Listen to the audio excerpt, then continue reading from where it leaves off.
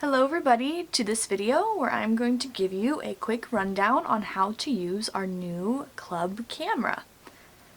So as you can see here, our club camera is an EOS Rebel T6 or an EOS 1300D. It is a Canon camera, although the case says Sony. It is a Canon camera, which means it's a little more complicated to use than your average cell phone. It's got a lot more settings, a lot more manual modes that you're going to have to operate. So this video is going to give you a quick rundown on how to use it so that you can take it to events and take lots of great photos. So let's get started. Okay, so to start, let's take a look at what you will get when you check out this camera. So when you open it up, this is what should be inside. Firstly, the camera itself, front and back, there it is, beautiful. A lens, this is a 18 to 55 millimeter lens, which means it's a zoom lens. Okay, so you can change the focal length, how zoomed in or zoomed out you are. This is a really good range, so this will let you get closer up as well as wider shots. You will get the battery charger. Let's go this way. Battery charger that will just go ahead and plug into your wall. You will also have, sorry this wasn't in there, but you will have it, the manual for how to use the camera, as well as some other cords that are in this front pocket. Alrighty, so now that we see what's in here, let's go over how to use this camera. So, as you can see, when you pull the camera out, the lens is not attached. So the first step you're going to want to do when you get the camera is put that lens on. So to do so, you start by unscrewing this here in the front. Oh, there it is. You unscrew this. There it is. Do not touch this, okay? Don't put your fingers in that. That is how you will smudge the lens. We don't want that. So don't touch it. Then the lens itself. So this side of the lens, let's go back so it's in focus. There you go. This side of the lens is the actual lens. Okay, so just leave that on there until you're ready to shoot. This side that screws off is the side that attaches to the camera. Again, don't touch this because we don't want smudged photos and that's hard to clean off. So if you take a look on the lens, you'll see this little white square, and on the camera you will see a similar little white square. So to attach the lens, where'd it go? There it is, the white square. You will line up the two white squares. I'm not sure the best way to show it. The two white squares, you will line them up. There's this little button here on the side. You hold the button down, line up the two white squares, and then twist it until you hear the click. When you hear the click, you know the lens is on and it's ready to go. So there you go, lens is on, that's step one. And I forgot to mention, when you check out this camera, there is also this secondary lens you can check out if you want to as well. This is a bigger zoom lens, so if you want to take those close-up photos, some more of those up-close candid photos while you yourself are further away, you'll want this lens too. So again, this is a choice you can choose to check out if you want or not. Next step now will be the battery and the SD card. So, battery and SD card live in this little compartment here on the bottom of the camera.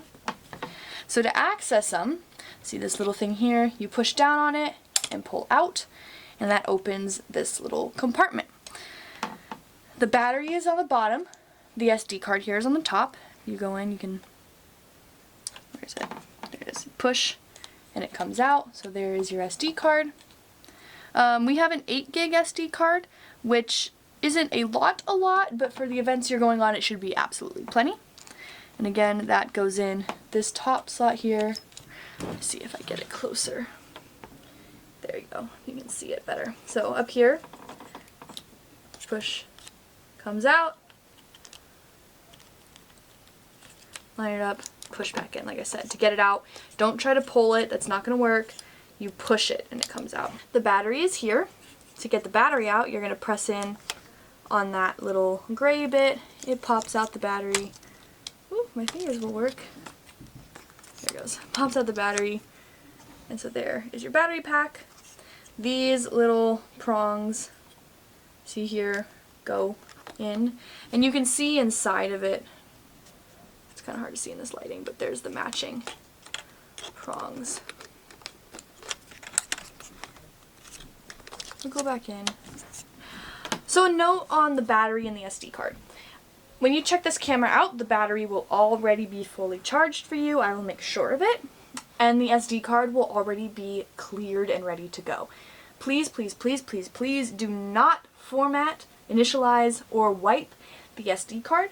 I will take care of that for you. If you do that, and for whatever reason some photos have not been taken off of it, we will lose those event photos. So my job, whenever you return this camera to me, will be to take the photos off, or if you've already done it, let me know.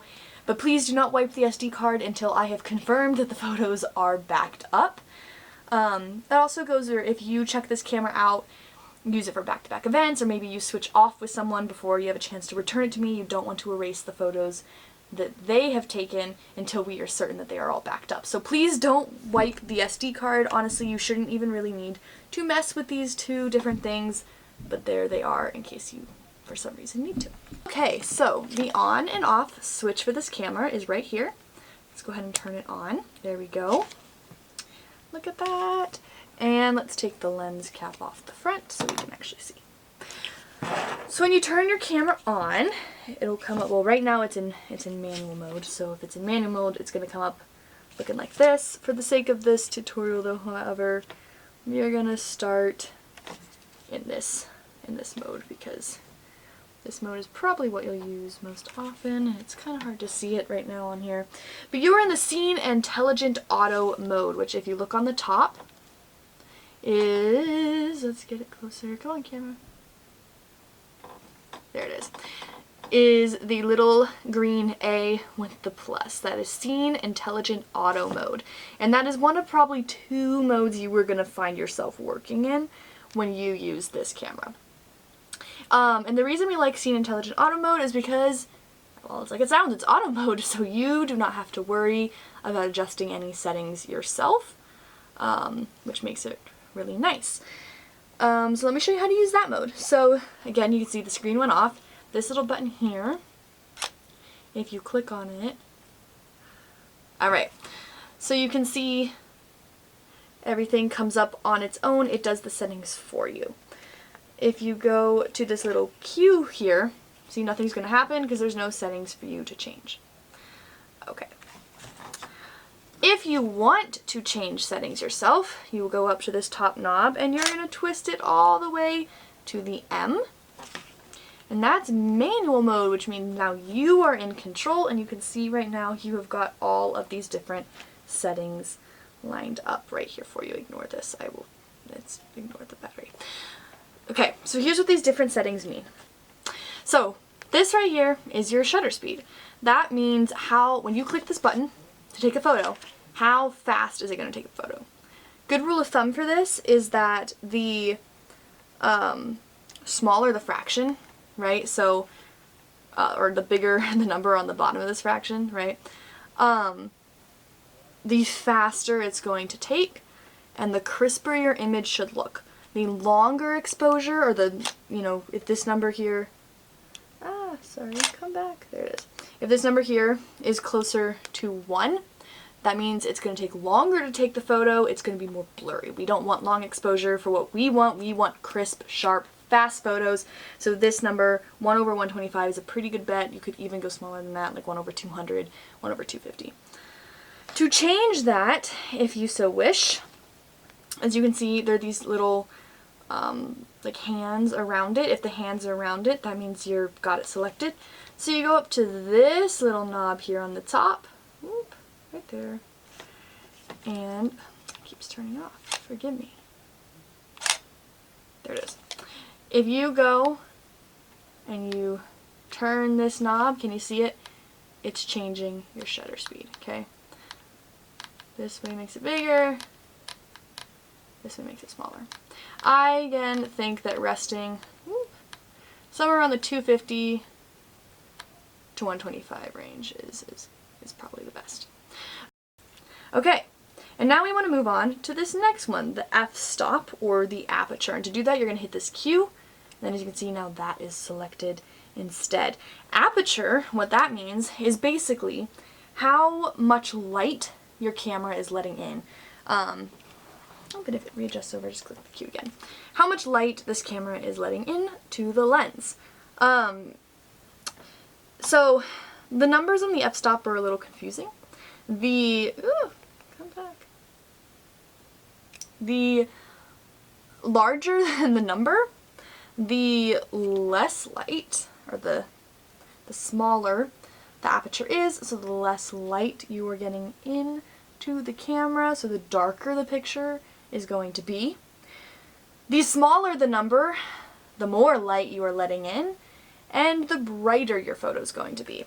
So again, this really is going to depend on, let's go back over to it, what atmosphere you're in. If you were in a really, really sunny area, you want that number to be pretty high because you don't want to, you don't need a lot of extra light. You've already got a really sunny place.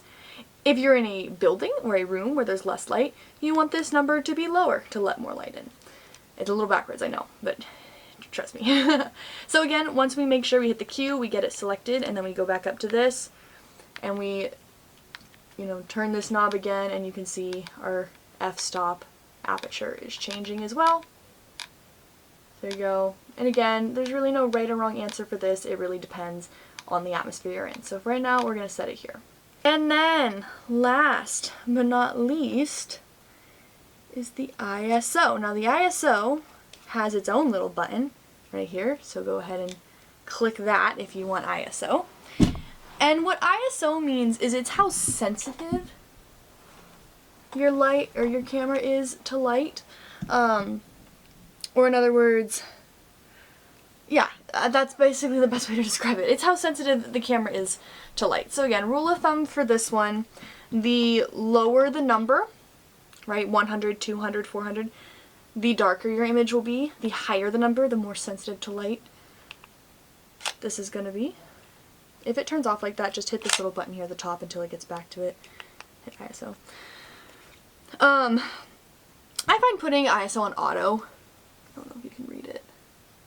It's kind of hard to read right now. But if you put it on auto, that's a pretty good choice. But again, depending on where you are, if you are outside and it's really sunny, 100 to 200 is probably going to serve you well. If you are indoors, something closer to 800 to 1600 is going to be better. These are all things you can play with though, right? And you can adjust and see how it looks. Okay, so if you want to go then and see how your photo looks, you click this again, there you go, and you got it in that screen. Oh, now you can see it. You must have adjusted something, made it better to see. So there it is. You can see, through this lens. If you want to have more control, you want to look through this, you click that button again, and when this screen is up, you can look through here instead to take the photo. So this is basically allowing you to toggle back and forth between shooting modes. Okay, so now that we're ready to take a photo, again, taking the photo is just this button here on the top. So you point it at whatever you want to take the photo of, hold it down, click, and there's your photo. If you want to see the photos that you were getting, this little guy right here, you click on that, and it lets you see the photos. You can scroll through. Here it is. Another setting I forgot to mention, honestly might even be better than the Scene Intelligent Auto, is this P. And that is another form of auto, and that's another one that's going to be really good. Another setting worth noting on this camera is white balance. Now what you might ask is white balance. So aperture, lighting, and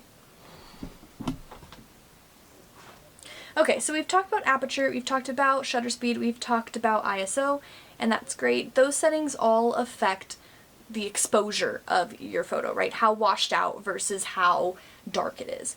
But another little piece of the puzzle that I want to talk about really fast is white balance. So white balance is not related to brightness, but rather color.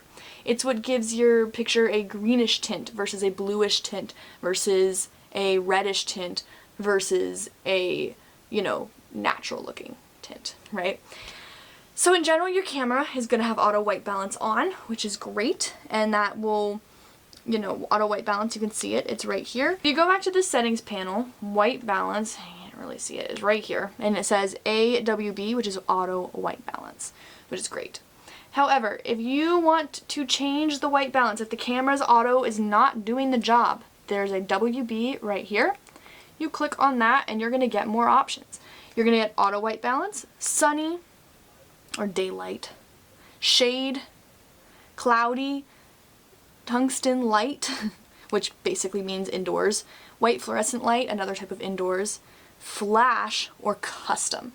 So again, auto white balance is going to work most of the time for you, but if you're outside, maybe you try daylight or shade or cloudy, depending on, you know, the environment you're in. If you're indoors, I think the auto is probably your best bet.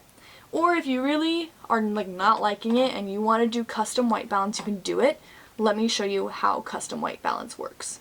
So for custom white balance, you're going to want to start by actually taking a picture of something in your environment that is white. So I'm going to take a picture of this book.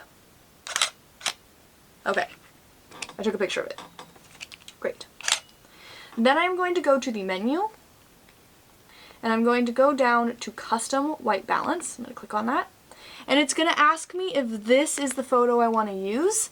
And I am going to say yes, set. It's going to say use data from this image. I'm going to click OK. Okay. I'll go back out here. Okay. And like I said, it's really hard for you to see on here because of just the sake of how I'm recording this. But now my coloring is basically saying that the camera is registering this book as white, and so it's going to match everything else according to that. So then if I want to set that, I go back to white balance. Hold on, gotta be on your menu tab. Go back to white balance. Go all the way over to custom white balance, click OK. Go back out, and I think you can maybe actually see the difference now. There it is. So now we've set it to custom white balance, where it is saying this is white according to the camera, and it's matching everything accordingly. Custom white balance is custom for whatever room you're in. So if I now take this camera outside on a sunny day, it's not going to look right because it is white balanced to the room that I am in. So custom white balance is a really great tool, but again, you don't have to use it unless you really feel like you need to. For the most part,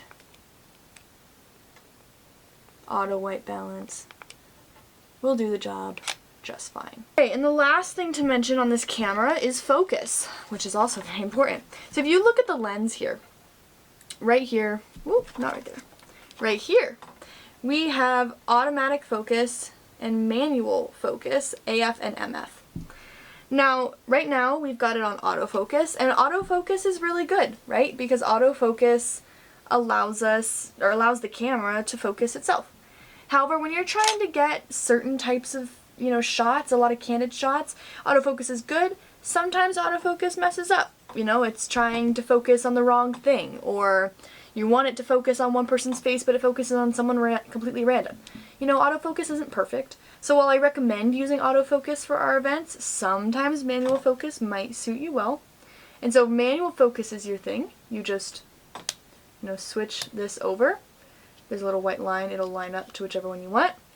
And then the focus, so to zoom is this big portion here, right? Focus is the top right here by the like very front of the lens. That is focus. You can make it really blurry, or you can make it clearer, right? Manual focus. And that's twisting this. Okay, so there we have it. That is the club camera. Now I know I just threw a lot at you and it can be a little intimidating, and I totally understand that, but please don't be afraid of this camera. The automatic modes honestly work really, really well. 9 times out of 10, that's what you're going to use, and it's going to make your life really easy. But I think it's good for you to know the manual in case you find yourselves wanting it. So yeah, please check out this camera. It is here for you to use. It is here to help make your event photos just that much better. And if you have any other questions about it, do not hesitate to reach out. I will be happy to answer any questions you might have, or help you walk you through it in person sometime if you would need that too. But I hope that this video was helpful. I hope it lets you get a good understanding of this camera, and I hope that you take it on lots of events in the future. Thank you!